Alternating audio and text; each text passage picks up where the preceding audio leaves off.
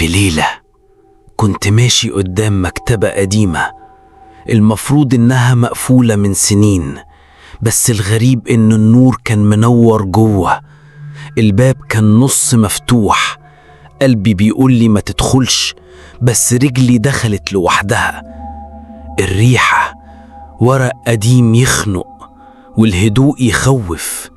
إحساس مخيف، وكأن على رف تراب، وكان في كتاب واحد بس ضخم متغطي بغبار، مكتوب عليه شمس المعارف الكبرى. مديت ايدي، حسيت ايدي بتتقل وكأني بمسك حجر، بس حاجة جوايا بتشدني افتحه. فتحت صفحة من النص، لقيت الكلام مكتوب بحبر احمر، والحروف كانت بتختفي وتظهر قدامي. وأول ما قريت السطر الأخير الدنيا حواليا اختفت. لقيت نفسي واقف في مكان مظلم، وصوتي بيقرأ الكلام من بعيد، بس أنا ساكت. ومن ساعتها معرفتش أنا فين ولا إمتى